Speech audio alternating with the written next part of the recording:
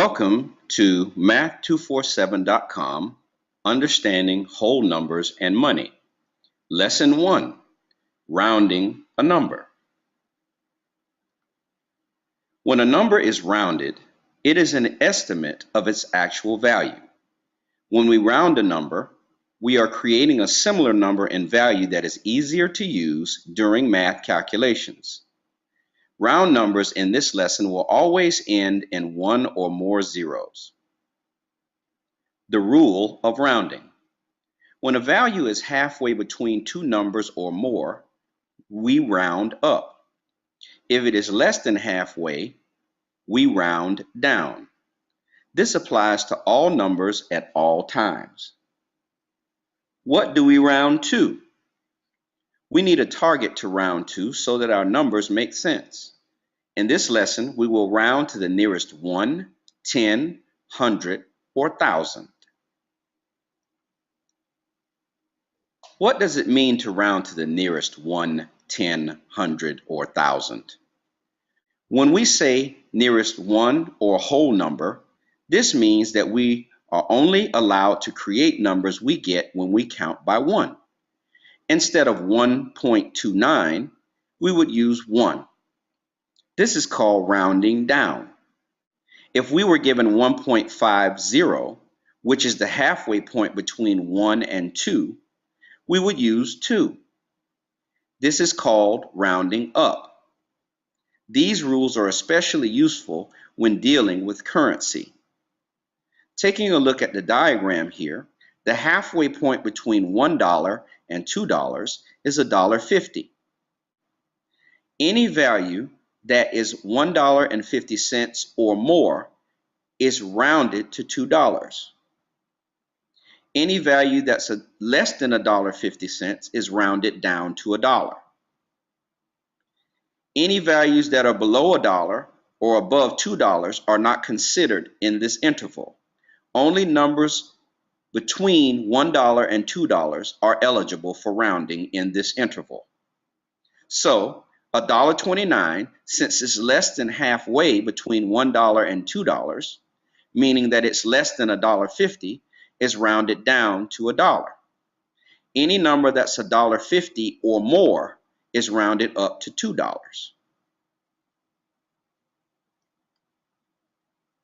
When we say nearest 10, this means that we are only allowed to use numbers we get when we count in steps of 10. Starting with 0, we keep adding 10 until we get 10, 20, 30, 40, 50, 60, and so on. So when we round to the nearest 10, our answers will end with a 0.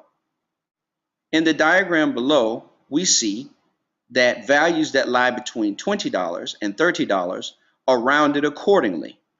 Any number that is $25 or more is rounded up to $30. Any number that is less than $25 is rounded down to $20. Keep in mind our intervals must be 10 units wide. So if we look at the greatest value in the unit, which is $30, and look at the smallest value in the unit, which is $20, when we subtract 20 from 30, the difference should be $10. The halfway point between $20 and $30 is $25. Since $23 is less than $25, it will be rounded down to $20. Since $27 is at least $25 or more, it will be rounded up to $30. When we say nearest 100, this means that we are only allowed to use numbers that can be counted to in steps of 100. Starting with 0, we keep adding 100 until we get 100, 200, 300, 400, 500, 600, and so on. So when we round to the nearest 100, our answers will end with 2 zeros. Notice in the diagram below, the interval is $100. The largest value is $300. The smallest value is $200. And the difference must be $100. $300 minus $200 gives us an interval of the appropriate width, 100. The halfway point between 200 and 300 is 250. Therefore, we have an interval for $200 to $300 with the halfway point of $250. $237 occurs below the halfway point, so it will be rounded down to $200. $275 is at least $250 or more. Therefore, it will round up to $300. When we say nearest thousand, this means that we are only allowed to use numbers that can be counted to in steps of 1,000. Starting with 0, we keep adding 1,000 until we get 1,000, 2,000, 3,000, 4,000, 5,000, 6,000, and so on. So each number we round to the nearest thousand will end with 3 zeros. In this interval, the smallest number is $5,000. The largest number is $6,000. We must check to make sure that the distance or difference between those two values is 1,000. In this case, $6,000 minus $5,000 gives us an interval width of $1,000. This interval is appropriate. The halfway point in this interval is $5,500. $5,270 is less than halfway between $5,000 and $6,000. Therefore, since that value occurs below $5,500, it will be rounded down to $5,000. Since $5,795 is greater than $5,500, it will be rounded up to $6,000.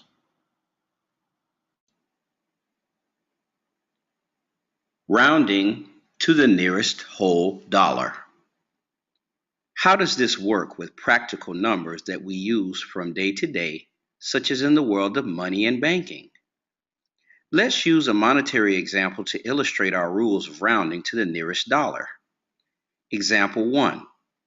Round $8.73 to the nearest whole dollar.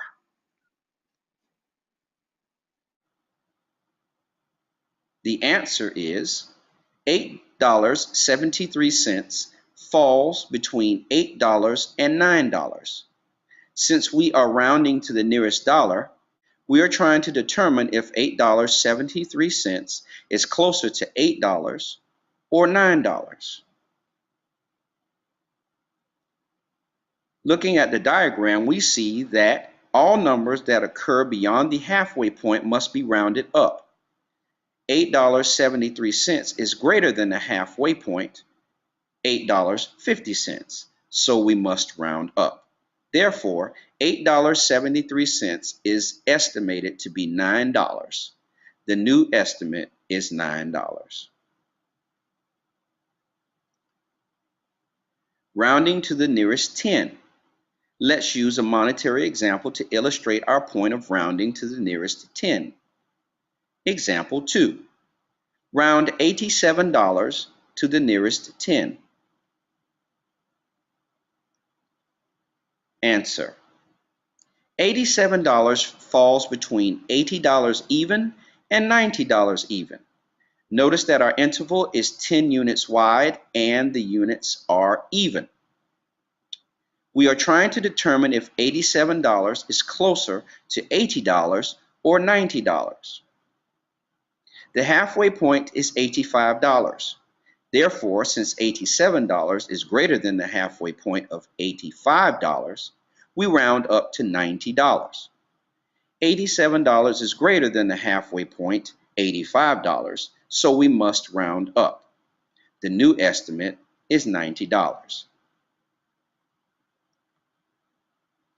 Rounding to the nearest 100. Let's use a monetary example to illustrate our point of rounding to the nearest 100. Example 3. Round $738 to the nearest $100. Answer: $738 falls between $700 and $800. Our interval width is $100, and the lower and upper numbers must end in 0 and be flat. We are trying to determine if $738 is closer to $700 flat or $800 flat. Since $738 occurs below the halfway point of $750, $738 is rounded down to $700 even, or $700 flat. $738 is less than the halfway point, $750, so we must round down. The new estimate is $700. Rounding to the nearest 1,000. Let's use a monetary example to illustrate our point of rounding to the nearest 1,000. Example 4. Round $7,301 to the nearest $1,000. $7,301 falls between $7,000 and $8,000. We are trying to determine if $7,301 is closer to $7,000 even or $8,000 even. Notice our interval width is an appropriate $1,000 because the difference between $8,000 and $7,000 is 1,000, and we are counting by 1,000. The halfway point of this interval is $7,500, and since $7,301 occurs below the halfway point, it is rounded down to $7,000. $7,301 is less than the halfway point of $7,500, so we must round down. The new estimate is $7,000. Your assignment is to complete the attached workbook in this module and use the answer key embedded in that workbook to check your work. Complete the comprehension quiz for this lesson after you have completed the workbook assignment to test your comprehensive understanding of the concept of rounding to the nearest 1, 10, 100, or 1,000. You may take your final exam at www.jironacademics.com.